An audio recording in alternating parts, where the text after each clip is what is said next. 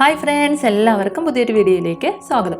ഇന്നത്തെ വീഡിയോ എന്ന് പറയുന്നത് നമുക്ക് കുട്ടികൾക്ക് രാവിലത്തെ ബ്രേക്ക്ഫാസ്റ്റിനായിട്ടോ അല്ലെങ്കിൽ വൈകിട്ട് സ്നാക്സിൻ്റെ കൂടെ കഴിക്കാൻ വേണ്ടിയിട്ട് നമുക്ക് തയ്യാറാക്കി കൊടുക്കാൻ പറ്റുന്ന നല്ല സ്വീറ്റ് ആയിട്ടുള്ളൊരു പുട്ടാണ്. അപ്പോൾ ഒരു പകുതി ബീട്രൂട്ട് മതി നമുക്ക് ഈ ഒരു പുട്ട് തയ്യാറാക്കി എടുക്കാനായിട്ട്.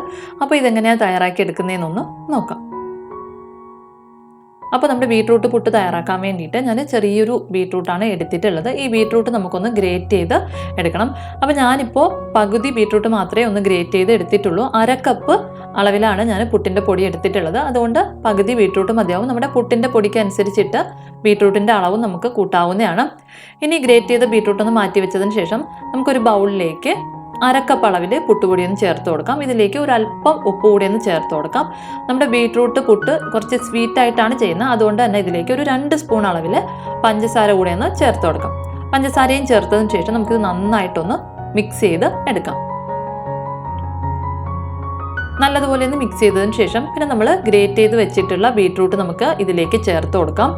ബീട്രൂട്ട് ചേർത്തതിന് ശേഷം നന്നായിട്ടൊന്ന് തിരുമ്മി നല്ലതുപോലെ ഒന്ന് മിക്സ് ചെയ്തെടുക്കണം. ബീട്രൂട്ടിലുള്ള വെള്ളം നന്നായിട്ട് ഈ മാവിലൊന്ന് പിടിച്ച് വരണം.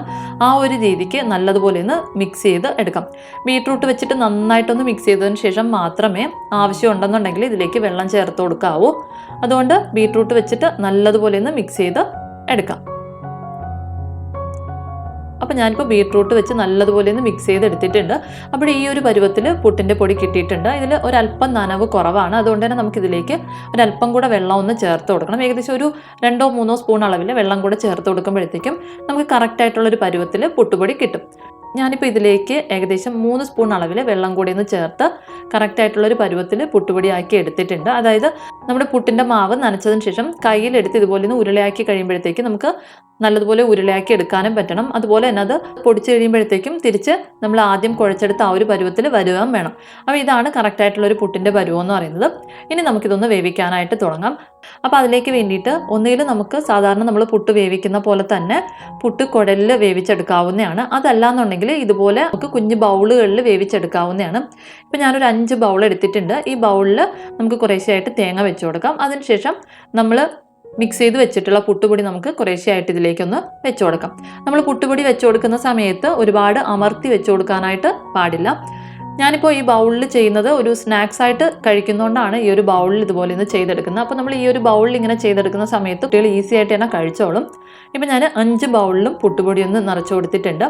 ഇനി നമുക്കിതൊന്ന് വേവിക്കാനായിട്ട് വെക്കണം.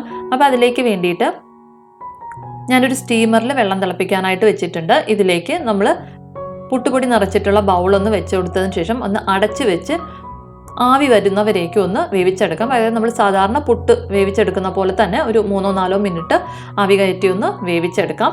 ഇപ്പം നമ്മുടെ പുട്ട് റെഡി ആയിട്ടുണ്ട്. ഇതിന് നമുക്ക് വേറൊരു പാത്രത്തിലേക്കൊന്ന് മാറ്റാം. അപ്പോൾ നല്ല ഈസി ആയിട്ട് തന്നെ നമുക്ക് തയ്യാറാക്കി എടുക്കാൻ പറ്റുന്ന ഒരു നല്ല ഹെൽത്തി ആയിട്ടുള്ളൊരു പുട്ടാണ്. അപ്പോൾ എന്തായാലും ഒന്ന് തയ്യാറാക്കി നോക്കുക. നിങ്ങൾക്ക് ഈ വീഡിയോ ഇഷ്ടപ്പെടുകയാണെങ്കിൽ ഒന്ന് ലൈക്ക് ചെയ്തേക്കണേ.